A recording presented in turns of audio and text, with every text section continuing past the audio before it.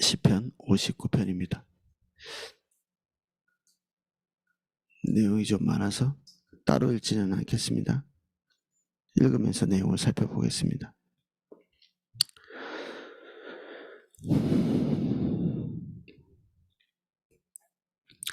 나의 하나님이여, 나의 원수에게서 나를 건지시고 일어나 치려는 자에게서 나를 높이 드소서. 이게 전형적인 그 탄원의 어떤 문구 같은 거죠.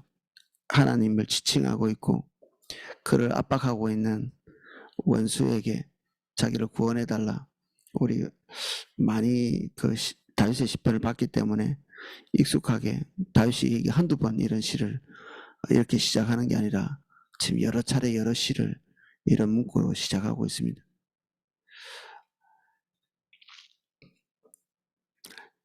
일어나 나를 치는 자는 사울이죠. 사울이 다윗의 승리, 승전 그리고 공로 이런 것들 때문에 백성들로부터 지지가 높아지면서 견제의 대상으로 삼는, 그게 이제 노골적으로 더 드러나다가 시편 59편을 쓸 때쯤에는 이제 그를 죽여야 되겠다고 결단하는 그런 시기까지 왔습니다. 이게 성경에 나오는 얘기지만 모든 국가에서 이런 일이 있거든요. 모든 국가에서. 우리나라도 뭐 장보고, 이순신 뭐 이렇게 한 국가의 어려움을 극복할 수 있도록 도와준 그 사람에 대해서 왕들이 제거를 시도한다든지 아니면 이 가신들이 그를 견제하기 위해서 죽이려고 한다든지 이런 것들을 뭐 흔히 볼 수 있었죠. 근데 이게 우리나라만 그런 게 아니라 사람이 사는 모든 정치 구조 안에서 이런 게 딱 있습니다. 어떤 것이든지 간에 전쟁 영웅이 계속해가지고 그 영웅으로 끝나는 경우가 잘 없고요. 죽기 전까지는. 죽고 나면 이제 그걸 포장해주고 막 이렇게 하죠. 이순신 장군님께서 돌아가셨으니까 그 뒤에부터 막 국가에서 그를 영웅 취급하고 이렇게 한 거지, 살아 있었으면 아마 장보고 꼴이 났을 겁니다. 그 살아 있을 때 그가 행한 업적 이런 것들은 항상 이게 폄하되고 그 당시에 백성들로부터 지지를 얻어야 되는 그런 존재들, 그런 존재들이 항상 이렇게 인기 있는 사람들을 못 봐주는 거죠. 그래서 그리스도 그렇고 제가 알고 있는 국가 몇 국가가 다 이런 식으로 그러면 이제 한 국가를 살린 그 사람은 되게 억울할 것 같은데 또 그 사람들은 또 그대로 내버려 두면 희한하게도 그 인기를 힘입어서 그 다음 단계로 나가는 일도 비일비재하더라고요. 이게 악은 뭐 권력자에게만 있는 것이 아니라 그 권력자에게 도전하는 사람에게도 악은 있고, 그래서 뭐 어디를 겨냥해서 욕을 해야 될지 모를 정도로 인간 세계가 그렇죠. 어디다 대놓고 욕을 해야 될까? 결국 손가락질하고 욕할 곳이 내 안에 있는 거죠. 내 안에. 인간이라고 불리는 그 모든 존재 속에 이 죄된 본성들이 들어와 있기 때문에 여기서는 다윗은 의인이고 사울은 지금 이게 철저한 악의 존재로 이게 지칭되고 있죠. 지금 이 시를 쓸 때쯤에는 다윗에게는 정말 순전함밖에 없었을 것입니다. 왕에게 대적할 마음도 없고 뭐 인정받고 싶은 그런 마음은 분명히 있었겠죠. 지금 이미 왕으로부터 수여된 어떤 좋은 것들이 그에게 있는 거죠. 이제 이때쯤에는 이제 겨우 눈치챈 겁니다. 이때 왕이 자기를 대적하고 있다, 미워한다, 이런 걸 꿈에도 꾸지 못하는 어떻게 보면 좀 이렇게 물정을 모르는 왕이 자기에게 지위도 줬고 권력도 주고 그리고 또 자기 딸도 줘서 결혼도 하고 뭐 자기 장인이잖아요. 다윗에게 있어서는. 그러니까 황송한 마음을 가지고 있다가 거듭되는 그 살해 의도 그런 것들을 경험하고 나서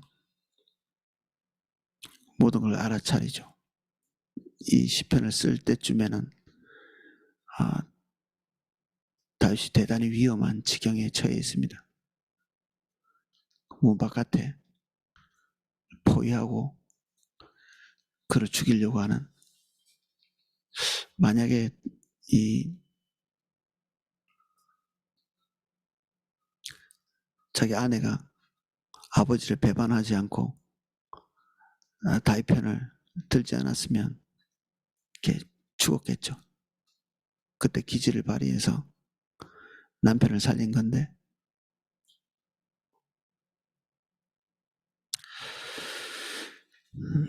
2절입니다. 악을 행하는 자에게 나를 건지시고 피 흘리기를 즐기는 자에게서 나를 구원하소서. 사울을 말하기도 하면서도 동시에 사울의 가신들을 말하는 것입니다. 이 사울만 다윗이 죽기를 바라는 것이 아니라 시의 내용을 보면 사울과 함께 있는 그 가신들도 다윗이 죽기를 바라는 거죠. 지금 자기들도 왕에게 인정받아야 되는데 이 다윗같이 인정받을 만한 공로를 가지고 있는 사람은 없었죠. 그 당시에. 그래서 이 다윗이 제거돼야 2인자, 3인자, 4인자 이렇게 다 되는 거니까 다 어떻게든 죽이려고. 자기 안에 어떤 갈등이나 자기 삶에 어떤 문제가 있을 때 그것을 해결하는 방식이 살인인 자들입니다. 그 존재가 없어지기를 바라는. 우리는 함부로 살인은 못하죠. 그런데 우리만의 독특한 방식들이 있습니다. 관계를 끊어버린다든지. 이건 어떻게 보면 사회적 살인이거든요. 왕따시키는. 아니면 우리가 떠나든지. 하나님이 전혀 기대하지 않는 모든 종류의 방법으로 그와 나 사이를 끊어버리는, 서로의 영향을 이렇게 주지 못하도록 그러한 자리에 두는 것. 우리 나름대로 각자 가지고 있는 방법들이 다 있습니다. 주님께서 원수를 사랑하고 남을 나보다 낮게 여기는, 그리고 일절 겸손한 마음으로 상대방을 섬기도록 상대방의 필요를 채우는 이런 종류의 하나님께서 말씀하시는 방식을 채택하지 않는 그 외의 모든 방법들이 하나님의 미움을 받는 방법이죠. 여기는 굉장히 적극적이죠. 그들은 전쟁터에서 사람 죽이는 것에 익숙한 그러한 사람들이죠. 불가피하게 뭐 국가의 필요에 따라서 전쟁터에 나가서 누군가를 죽이지만 그런 행위조차 완전한 선이라고 말할 수는 없습니다. 하나님이 처음 사람을 만드시면서 서로가 서로를 죽이도록 구조가 그렇게 돼 있지 않거든요. 서로 의지하고 협력하고 하나 되고 나보다 남을 낮게 여기는 이런 인간 구조가 돼 있어야 되지만 불가피하게 전쟁이라는 것이 들어오고 어떤 사람은 사회적인 격리를 통해서 죽게 되는 경우도 있고 차후에 이런 일들이 벌어졌지만 그 일에 종사하는 사람들이 건강한 인성을 가지고 살아가기가 어렵죠. 그래서 전쟁터에 갔다 온 군인들이 이 제대로 된 그 사람과의 관계를 하지 못하죠. 나와 관계가 나쁜 사람을 어떻게 처리해야 될지 모르죠.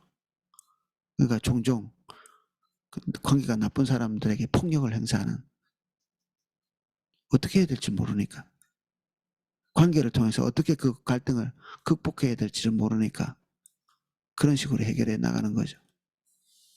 오이코스는 주로 오이코스를 떠나면서 해결하죠. 같이 이렇게 보는 것이 힘들어질 때 오이코스를 옮겨버립니다. 어떻게 보면 내 마음속에서 그 사람을 살해하는 거죠. 없어지게 만드는 겁니다. 내 안에서. 하나님의 인도에 따라 저 관계를 회복하고 겸손히 그 사람을 높이고 그 사람과의 화목을 도모하고 이렇게 시도하려고 하지 않고 내 마음 안에서 죽인다든지 이 관계망 안에서 죽인다든지 이게 소극적 살인이죠. 소극적 살인. 여기 있는 사람들이 그런 식으로 다윗과의 관계를 회피하고 그들의 이득을 도모하고 있는 사람들의 총집합입니다. 이 사람들이. 그들이 나의 생명을 해코져 엎드려 기다리고 강한 자들이 모여 나를 치려하오니 여호와여 이는 나의 잘못으로 말미암음이 아니요 나의 죄로 말미암음도 아니로소이다. 나쁜 사람은 나쁜 일을 완벽하게 하기 위해서 최선을 다하죠. 나쁜 일을 하는 사람이 일을 대충대충 하지 않습니다. 그래서 그 일을 어떻게 하면 세상의 음란을 이렇게 가득하게 하는 그런 문화를 추구하는 사람도 대충 일하지 않거든요. 그래서 폭력을 행사하는 사람들도 계획하고 자기 나쁜 짓이 성공하게 하기 위해서. 그 인간이 가지고 있는 모든 선한 것들, 뭐 일을 열심히 하고 치밀하게 하고 계획을 잘 세우고 실행에 옮기는 것은 선이라고 볼 수 있지만 목적이 달라지면서 그 선이 철저한 그 악으로 변질되는. 마귀가 일을 대충대충 안 하거든요.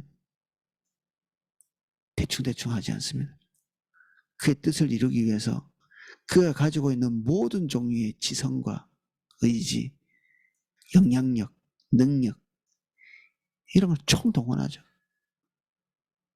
마귀에게 배울 것은 최선을 다하는 것밖에 없다고. 그리고 포기하지 않는 것. 그래서 악을 행하는 사람들이 대단히 집요하고 그냥 자기가 원하는 것을 획득할 때까지 그치지 않는 노력을 합니다. 그치지 않는 노력. 그래서 사람들이 좋아하는 그 집념, 의지, 그리고 철저한 계획, 그거 자체로서는 선이고 그 칭찬받을 만하고 이렇게 말하기가 어렵죠. 언제든지 돌변해서 악으로 사용될 수 있는 요소가 되니까. 내가 누구인가가 참 중요합니다. 그래서 내가 누구인가. 그것이 우리 안에 있는 모든 선을 그냥 선되게 만들기도 하고 모든 것을 악으로 돌변하게 만들기도 하고 하니까 내가 누구인가. 진짜 문제는 나의 장점과 단점, 우리 젊은 사람들 자기 장점, 단점 이런 거 아는 것 되게 좋아하는데 사실은 더 중요한 것은 나입니다. 나. 내가 누구인가. 특별히 하나님 보시기에 나의 존재가 무엇인가.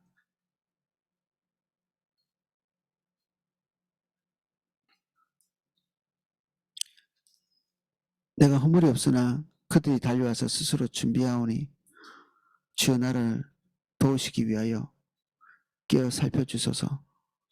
하나님이 잠든 것은 아니지만 하나님의 도움이 적극적으로 필요한 그런 시점이기 때문에 주목해서 보고 있습니다. 하나님을 주목해서 보는 거죠. 그의 마음에 관심과 초점을 더욱 하나님께 몰두하고 있는, 하나님이 깬 게 아니라 다윗이 깬 거고, 우리가 하나님을 부를 때 하나님 일어나십시오라고 얘기할 때 우리 안에 있는 그 어떤 심령이 하나님을 향해서 전력 투구하는 거죠. 대략 주님 섬기고 대략 주님 예배하고 대략 주의 말씀대로 살다가 위기에 봉착하면서 온 힘과 마음을 다해서 주님을 주목하는, 다윗이 예배를 가장 힘있게 드렸을 시점이 우리가 기억하는 예배가 어떤 예배인가요? 이게 바지가 흘러내리도록, 그 시점은 어떤 시점인가요?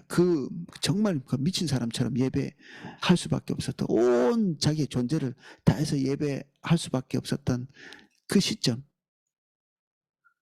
그 정말 지겨울 만큼의 그 오랜 시간 동안에 하나님께서 그 위기에 봉착한 그 삶을 뒤집어 놓으셨을 때, 안으로는 사울이 적이고 밖으로는 이방 민족들이 적인 그 모든 것들을 다 평정하고 잠잠케 해서 위협이 사라질 만한 그때쯤에,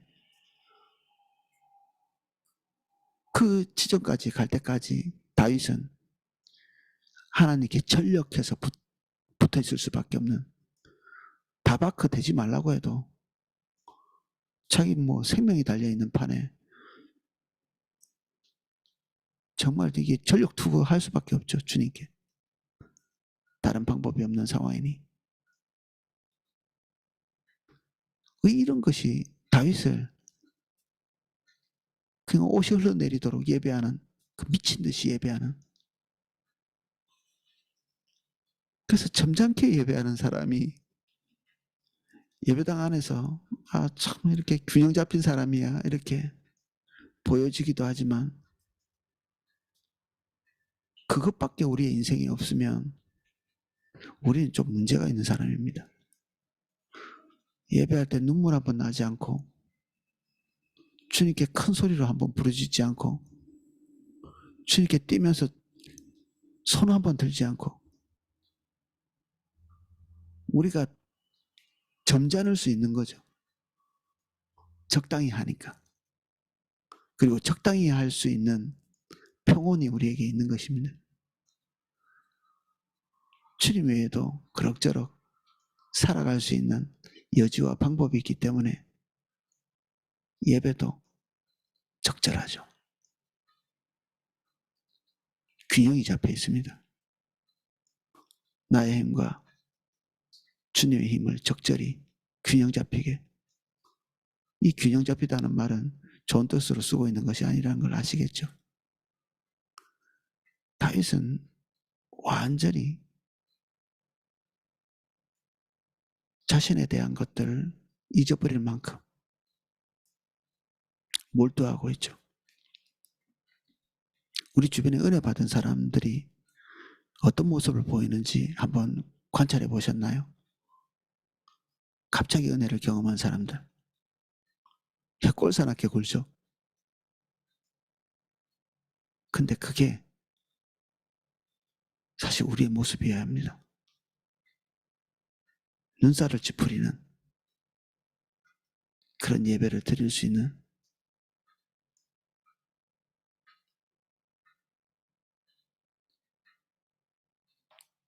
그런 면에서 보면 저 자신도 여기서 벗어날 수 없습니다. 균형이 잘 잡혀가고 있다.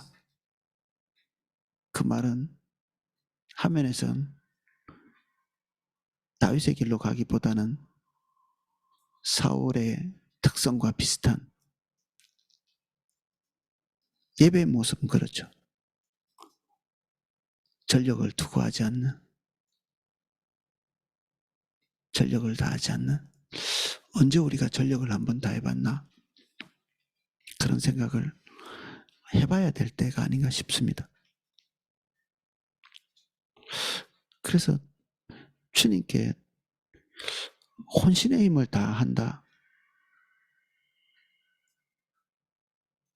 최소한의 것을 하려고 몸부림치는 게 아니라 최선을 다하려고 몸부림치는,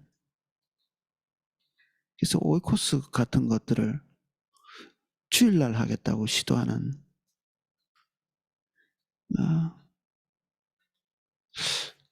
그래서 새신자들이 오면 어떻게 들었는지 저는 주일날 하는 오이코스에 들어가겠습니다 이렇게 얘기하는, 주일날 하루에 다 해치우겠다는 얘기죠.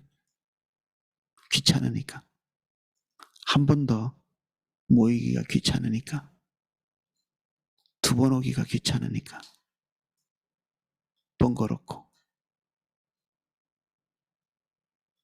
이 얼마나 번패스러운가. 그래서 주일날 하는 오이코스를 제가 미워합니다. 그래서 1, 2교구가 다 가지고 있는 그 주일날 하는 오이코스, 지금 여러 사람들이 권하고 있는데도 안 만드는 거죠. 거기에 들어가는 사람이 싫습니다. 저는 무슨 짓을 하고 있는 거지, 그런 생각을 하는 거죠.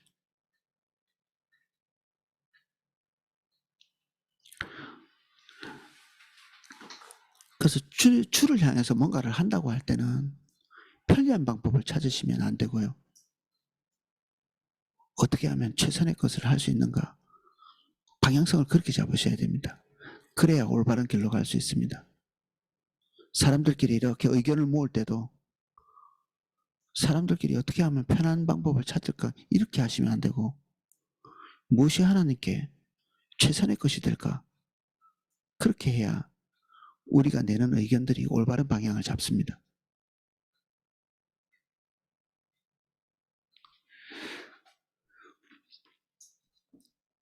주님은 만군의 하나님 여호와 이스라엘의 하나님이시오니 일어나 모든 나라를 벌하소서, 악을 행하는 모든 자들에게 은혜를 베풀지 마소서. 만군의 여호와, 그 하나님에 대한 어떤 호칭, 이거 막 많은 게 있을까 싶습니다. 이게 아마 한 200번 후반대, 300번까지는 안 되고 그렇게 많이 지칭되는 호칭이거든요. 모든 군대를 다 통괄해서, 이 세상에 있는 모든 군대를 다 통솔하실 수 있는 분, 모든 힘의 그 상위에 계시는 분, 그 뜻대로 모든 것을 행하시는, 그래서 이 중보기도자들은 이런 하나님을 만나게 됩니다. 하나님께서 우리 눈에 보이는 수평적 세계, 정치, 경제, 그리고 군, 이 모든 것 위에 계시는 하나님이심을 이해하고 인식하기 때문에 선을 넘어가는 거죠. 이 수평의 세계의 선을 넘어가는 것입니다. 하나님께서 움직이실 수 있는 여지가 있는 그런 사람이죠. 그래서 세상을 움직이는 사람은 대통령도 아니고 이 국회의원도 아니고 시장도 아니고 중보기도자들입니다. 교회고. 이게 안 믿어지시면 이 경험치가 없으신 겁니다. 주님께 기도하고 세상을 움직여본 경험치가 없는, 그리고 이 경험치가 없는 이유는 기도는 많이 했는데 아주 세속적이고 아주 폭이 좁고 자기중심적인 기도를 해왔다는 반증이 되기도 하거든요. 나라와 민족과 열방과 교회와 이것을 위해서 기도해보지 않은 사람은 하나님께서 나의 기도 속에 역사하셔서 국가를 움직이고 열방을 움직이고 믿지 않는 세계의 강력한 것들을 움직여 가신다는 것들을 한 번도 경험치가 없는 거죠. 경험해보지를 않았으니까. 중보기도가 뭔가 이상한 겁니다. 지금 우리 나경수 사모님이 이렇게 기도회에서 내놓는 기도 제목들을 보셨나요? 이게 자세히 보시면 아주 디테일한 개인적인 것부터 시작해서 이건 조금이고 국가에 대한 것, 교회에 대한 것, 열방에 대한 것, 하나님으로부터 응답을 받는 것도 국가적인 것. 우리 이렇게 볼 수 있죠. 나경수 사모님이 생물학적으로 보면 그냥 아주머니잖아요. 한 명의 여성이 뭐라고 국가에 대한 거를 자기 마음대로 이렇게 막 뭐 해달라 저런 이런 얘기를 할 수 있겠습니까? 우리가 뭐라고 우리가 주님과 대면해서 만나서 이 하늘의 세계와 이렇게 연결될 때 우리는 신의 영역에 들어가는 사람이 됩니다. 신의 영역. 그래서 세상을 움직이는 자가 되는 거죠. 교회가. 그래서 우리의 기도 제목을 들고 이 한 맺힌 그 기도 제목을 들고 기도의 자리에 나아가는 것도 필요하지만 주님 그분과 교제하기 위한 그런 목적으로 들어가야 하나님께서 하나님의 머릿속에 있는 것들을 우리에게 말씀하시기 시작하거든요. 이사야 60이 이 기도 시간은 그런 시간입니다.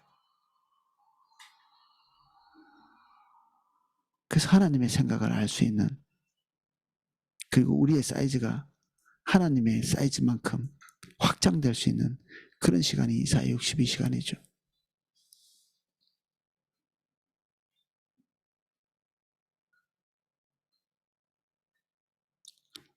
그래 이 만군의 하나님 여호와 이런 호칭이 우리 입에서 나올 가능성이 있습니다. 그런 가치를 가지고 있어요. 아니면 이런 호칭을 우리 입에만 있지 우리 중심 안에서부터 이런 호칭이 나오지를 않죠. 하나님이 어떤 분이신가? 거기서부터 우리가 사이즈가 정해집니다. 우리가 하나님을 어떻게 보고 있는가? 내 건강, 내 경제, 내 자식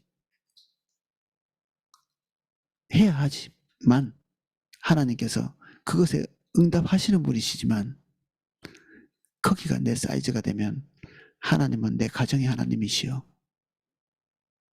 나의 하나님이시여 뭐 이 정도. 그렇죠? 많은 사람들이 하나님에 대한 호칭이 이 정도 확장되어 있습니다. 되게 많이 불리거든요.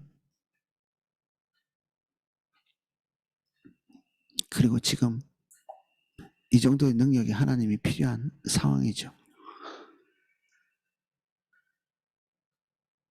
이스라엘 전체에 하나님의 시온이 일어나 모든 나라를 벌하소서. 악을 행하는 모든 자들에게 은혜를 베풀지 마소서. 하나님으로 지칭하는 입에는 항상 주여, 아버지, 야훼 뭐 이런 게 달려있기 때문에 하나님이 모든 사람에게 자비를 베풀 것 같이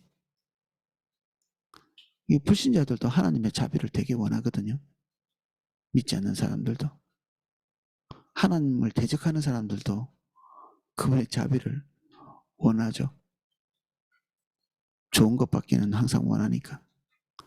그래서 불신자 전도할 때 기도해 드릴까요? 하는 게 되게 잘 먹히는 방법 중에 하나입니다. 기도를 원하지 않는 사람보다는 웬만하면 다 원하기 때문에 그 제가 종종 잘 쓰는 말이기도 하고 그렇습니다. 기도해 드릴까요?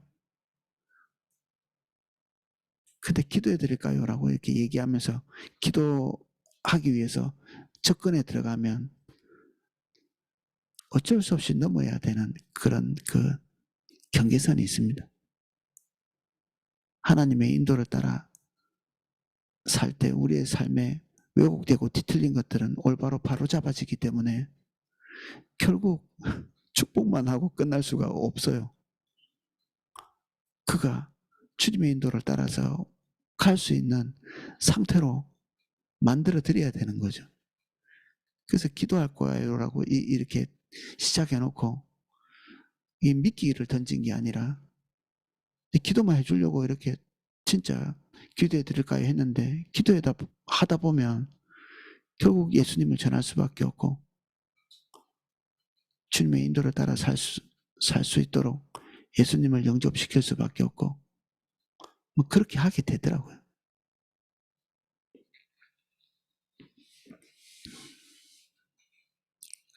그래서 하나님의 은혜를 받아야 될 자들 그리고 받을 수 있는 그런 영역들이 있죠. 하나님의 긍휼과 자비가 임하시는 영역들이 지정되어 있다고 볼 수 있습니다. 뭐 어떤 나쁜 사람도 하나님께 용서하신다. 예, 그렇죠. 하나님께서 용서하시는데 하나님께서 그 사랑으로 바운더리를 정하십니다. 그 사람이 끼칠 수 있는 영역 그리고 이 땅에서 할 수 있는 일의 영역. 그래서 주님의 인도를 따라가지 않을수록 그 사람의 영역은 축소되기 시작해서 나중에는 자기 몸도 자기 마음대로 할 수 없도록 축소되는 그리고 이 땅에서는 더 이상 영향력을 행사할 수 없도록 데려가시는 경우도 있고 그렇죠. 주님께 순종하면 순종할수록 더 많은 영역에서 하나님께서 그의 삶을 풀어놓으시죠.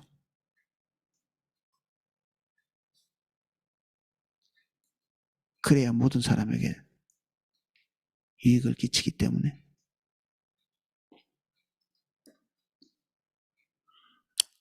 그들이 점으로 돌아와서 개처럼 울며 성으로 두루다니고 그를 지금 보유하고 있고 사울에게 충성한다고 지금 와서 그를 살해하기 위해서 숨어있는 자들 이 개보다 더 이스라엘 백성들이 누추하게 보는 동물은 없거든요. 돼지하고 개하고 거의 동급으로 보지만 흔히 볼 수 있는 게 또 개이기 때문에 우리가 지금 집에서 기르는 그런 종류의 대접은 뭐 이스라엘에서는 꿈도 꿀 수 없는 그런 거죠. 토한 것을 다시 먹는 종류의 동물. 그래서 개를 아주 몹쓸 존재로 이렇게 인식합니다. 이게 반야생이죠. 반야생. 그러한 존재로 그 사람을 지칭하는 것입니다.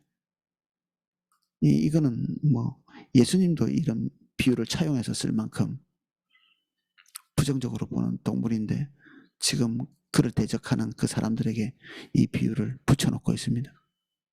근데 이걸 한 번만 쓴 게 아니라 뒤에 가면 또 이게 나옵니다. 그들에 대한 지칭을 할 때 개들이라고 얘기하고 있습니다. 그들이 원하는 것을 하지 못해서 헛수고로 돌아다니는 거죠. 먹어야 되는데 먹지 못하는. 그들의 입으로 악을 토하며 그들의 입술에는 칼이 있어 이르기를 누가 들으리요 하나이다. 이 사람들도 종교적인 말을 하고 종교적인 표현을 쓰지만 그 안에 주님과 동행하는 것이 전혀 없는 그런 종류의 사람들입니다. 그냥 그들이 원하는 대로 직성이 풀릴 때까지 하는 사람들. 그 마음에 일어나는 것은 모두 다 해야 되는 실제의 신은 자기 마음이죠. 자기 중심이고 자기 탐욕이 일어나는 그 순간에 정욕이 일어나는 순간에 그것들을 다 직성이 풀릴 때까지 하지 않으면 견딜 수 없는 그 욕구가 일어나는 것은 뭐 누구나 어쩔 수 없지만 그것에 자기의 삶을 드리는 데 익숙한 그리고 통제하고 조절하고 하나님의 말씀에 따라 길들이는 이게 온유한 거거든요. 이렇게 온유한 사람이 되지 못한 어떤 지점까지 이렇게 가면 정말 미치려고 그럽니다. 그 사람이. 자기 욕구가 채워지지 않으면 그냥 막 발악을 하는 아이들이 들어 누워가지고 막 뭐 사달라고 떼쓰는 것처럼 어른이 그렇게 하기는 좀 창피하니까 그렇게는 하지 않지만 비상식적인 어떤 결정과 행동 그게 다 자기 욕구를 충족시키기 위한 그런 시도거든요. 자기가 원하는 것은 반드시 해야 되기 때문에 단념할 수 없기 때문에 포기하지 못하니까 결국 주님 중심적인 결정을 할 수 없는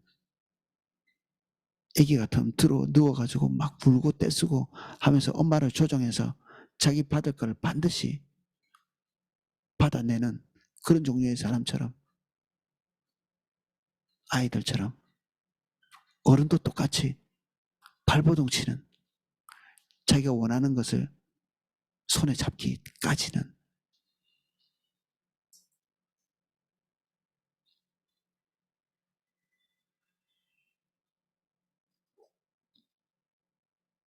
여호와여 주께서 그들을 비웃으시며 모든 나라들을 조롱하시리이다. 그들의 욕구에 대해서 하나님께서 듣지 아니하시고 부끄러움과 창피를 당하게 하시는 빈손되게 하시는 헛수고가 되게 하시는 인간이 죄를 가지고 들어온 그 시점부터 인간에게서 나타나는 것이 헛수고거든요. 헛수고가 우리 삶에 반복된다. 그러면 우리는 대단히 나쁜 곳에 있는 것입니다. 그래서 헛수고를 그냥 보내지 마십시오. 우리가 뭔가를 시도를 했는데 이게 잘 되지 않는다. 그러면 한 발 뒤로 물러서서 왜지? 헛수고는 정상이 아닙니다. 이게 정상으로 받아들이시면 안 됩니다. 뒤로 물러나서 주님께 묻고 주님과의 관계를 점검하고 사람과의 관계를 점검하고 그리고 하나님으로부터 다시 지혜를 얻고 그렇게 해서 다시 출발해야 되지 마구 밀어붙이는 것들은 이게 그리스도인의 생활 방식으로서는 별로 좋지는 않습니다. 하나님은 나의 요새시니 그런 힘으로 말미암아 내가 주를 바라리이다. 나의 하나님이 그의 인자하심으로 나를 영접하시며 하나님이 나의 원수가 보응받는 것을 내가 보게 하시리이다.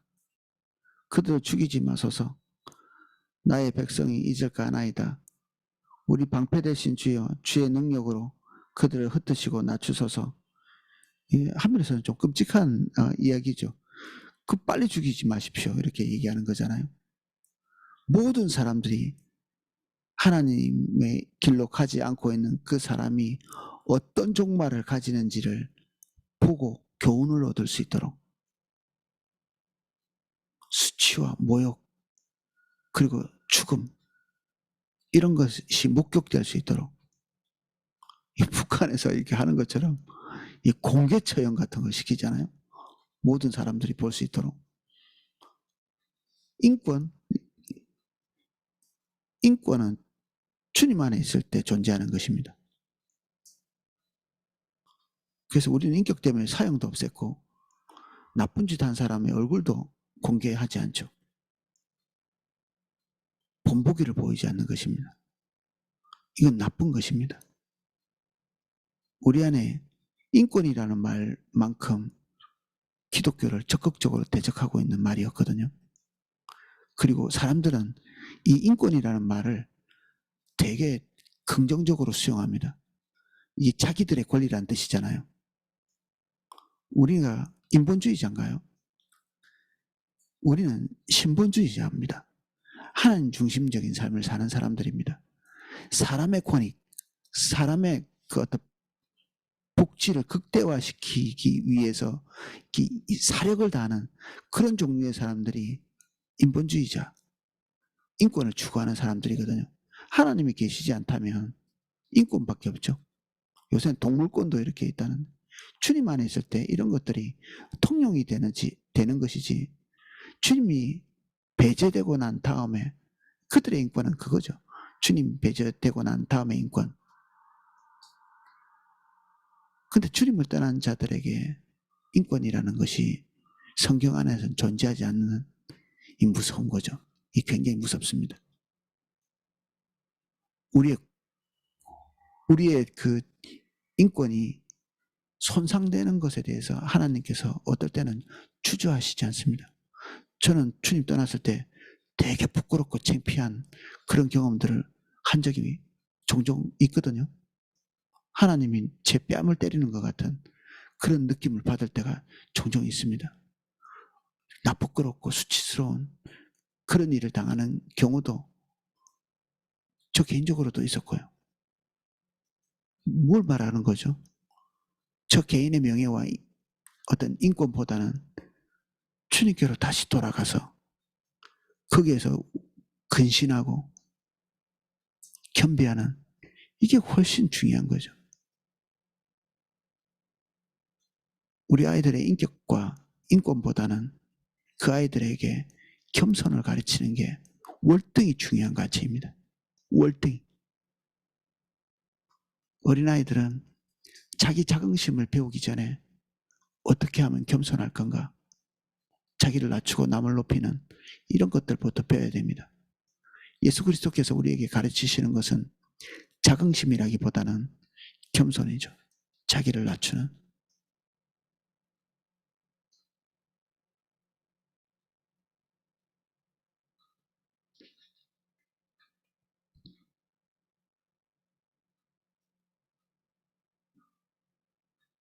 바로가 그런 케이스 중에 하나죠. 바로가 당장에 죽일 수 있지만 하나님께서 그렇게 하시지 않는, 그 국가가 서서히 단계적으로 파괴되어가는 그런 모습들을 온 세상 사람들이 다 그 당시에 전 세계가 본 것입니다. 그 당시에 전 세계가 이집트가 파멸되어 가는 것, 이집트보다 더 큰 문명이 없는 상태에서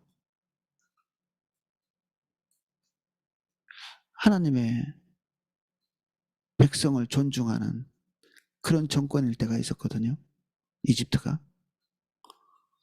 그때 세계 초강대국이 됐죠. 요셉 때문에. 요셉이 이집트를 그냥 그 시대에서는 초강대국을 만든 것입니다. 바로를 그냥 초강 권력자로 만들어준 겁니다. 그가 하나님의 사람들을 존중하고 하나님을 두려워할 때. 근데 그것을 놓치고 난 이집트는, 지금 이집트 보고 우아하는 사람은 없죠. 대단하다고 생각하는 사람들은 별로 없습니다. 뭐 피라미드나 구경하러 갈까? 그 나라의 입지에 대해서 그렇게 소중히 여기는 사람 별로 없죠.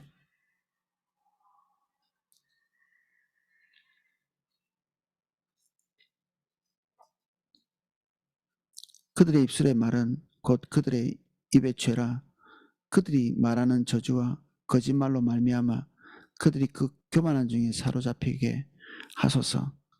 그들이 나오는 입은 다윗을 정죄하고, 그리고 다윗이 왜 죽어 마땅한지 그런 걸 얘기하는 거죠.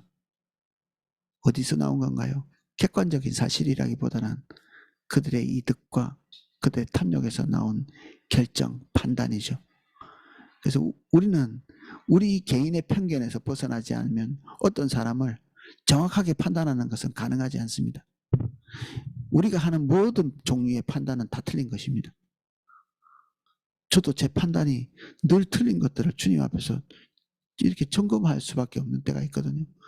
저 사람 왜 저럴까 해도 이게 제 생각이지 하나님께서 주시는 생각들은 전혀 아닙니다. 그래서 기도 사역할 때 제가 깜짝 놀랄 때가 많습니다. 제가 보는 그 사람은 그렇게 대단하지도 않은데 하나님께서는 그를 위대하게 보시는 경우도 있고요. 나는 부정적으로 보고 있는데 하나님께서는 지극히 긍정적으로 보고 계신 때가 엄청나게 많았습니다. 이 사람 정도 같으면은 뭐 흠잡을 데 없겠다 싶은데도 하나님께서 엄중히 말씀하시는 경우도 있고. 그러니까 우리는 그냥 스스로를 이렇게 생각해야 됩니다. 우리의 생각은 아무것도 믿을 게 없다. 어떤 사람에 대한 생각도 올바르지 않다. 내가 늘 보고 끼고 있는 우리 자식에 대한 생각도 올바르지 않습니다. 그게 우리 안에서 나온 우리의 바램과 편견과 우리의 지식, 이게 똘똘 뭉쳐져서 우리가 늘 보고 있지만 그 자녀를 향한 그 시각이 거기에 달려 있는 거거든요. 그래서 자녀들에 대한 올바른 시각조차도 우리는 한 발 물러나서 주님께 여쭤봐야 되는 거죠. 주님이 이 아이를 어떻게 보고 계시는지, 어떻게 처분해야 될지도 주님께서 가르쳐 주셔야 되는 거죠. 우리가 처분을 결정할 수 없습니다. 우리는 그에 대한 올바른 생각이 없기 때문에. 하물며 교회 성도, 오이코스 지체들, 만나는 모든 사람들에 대한 평가를 내 중심적으로 하게 돼 있는데 그게 맞을까요? 맞다면 몇 퍼센트나 맞겠습니까? 하나도 안 맞습니다. 이게 하나도 안 맞습니다. 주님이 주신 게 아니라면 신뢰할 수가 없는 거죠. 특히 나의 개인적인 바람, 염원, 기대 이런 것들이 있을 때는 더더욱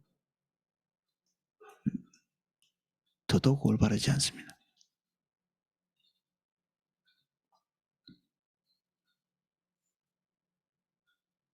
그래서 우리는 태어나서 한 번도 만나지 않은 일본 사람에 대한 이미지가 이미 있고요. 흑인에 대한 이미지가 있고 백인에 대한 이미지가 있고 한 번도 우리가 살면서 접해보지 않았을 만한 그런 사람들에 대한 이미지가 이미 우리 안에 들어와 있거든요. 이건 무서운 일이죠.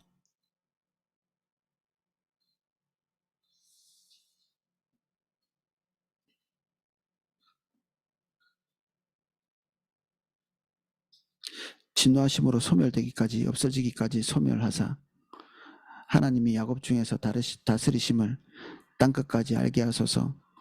하나님이 죽으신 것 같지만 우리 삶에 오셔서 당신의 능력을 드러내실 때 그제서야 살아있습니다. 하나님께서 하나님 살아계십니다 이런 말은 입으로 하는 게 아니라 삶으로 증거해야 되는 거죠. 삶으로 증거한다는 게 모범을 보인다는 이런 얘기하고 또 다른 얘기입니다. 우리가 착한 사람 돼서 하나님의 존재를 증거할 수 있나요? 예, 뭐 나쁜 욕을 안 먹일 수 있겠죠. 하나님에 대해서. 근데 지금 제가 그걸 얘기하는 게 아닙니다. 하나님의 살아계심을 증거한다는 것은 주님이 직접 오셔서 우리의 삶에 개입하셔야 된다는 얘기를 하는 겁니다.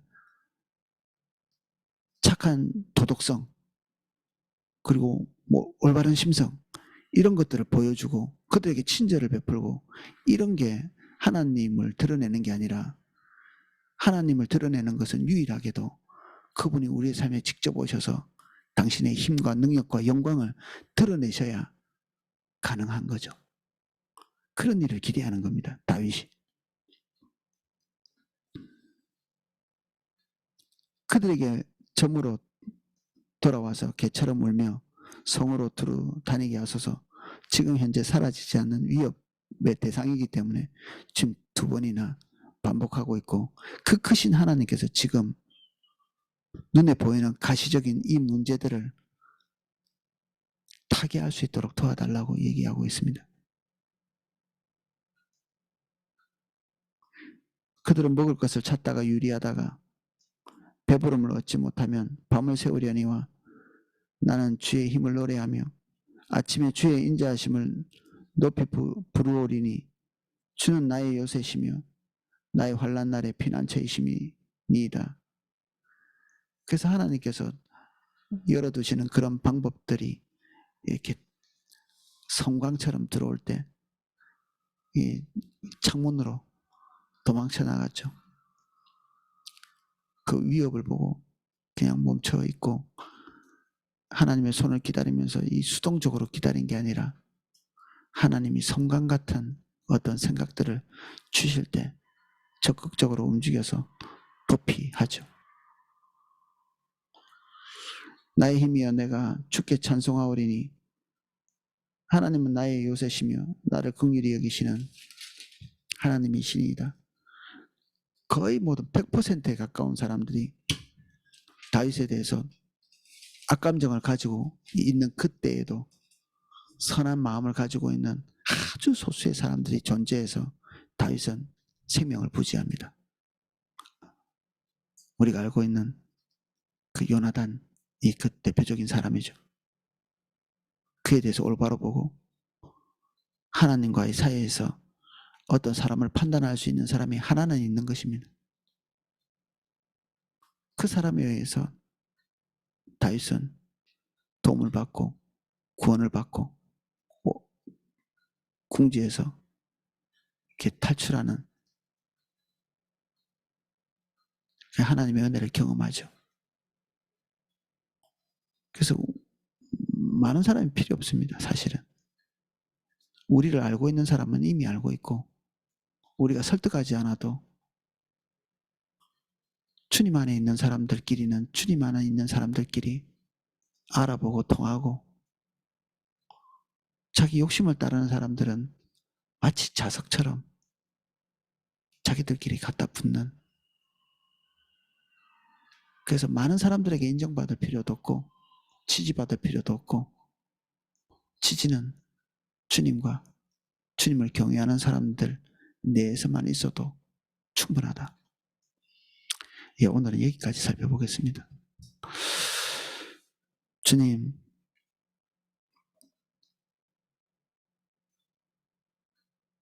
나의 존재가 하나님 앞에서 어떤 의미를 가지고 있습니까?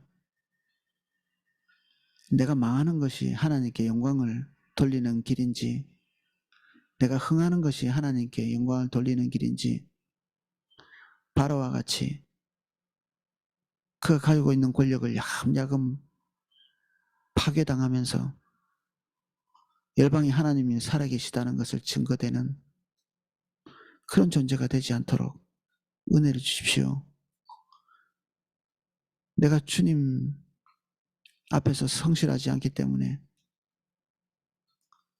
성실하지 않은 자로서 내 삶이 붕괴되어 가는 것들을 사람들에게 보이셔야 되는 그런 부정적인 샘플이 되지 않도록 은혜를 주십시오. 오늘의 고통이 있을지라도 하나님의 지지와 긍휼과 자비가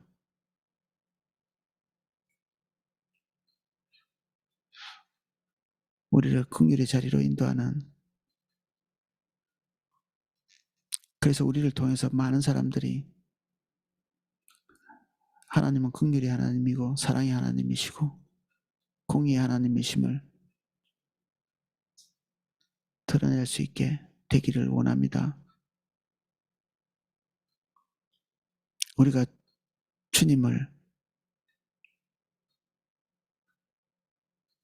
온전히 대변하는 자가 될 수 있도록 은혜를 주옵소서. 부정적인 샘플이 되지 않게 해주십시오. 하나님의 모든 선한 것을 대변하는 그러한 존재가 될 수 있도록 아버지 은혜를 주십시오. 예수님 이름으로 기도합니다. 아멘. 예, 제가 기도하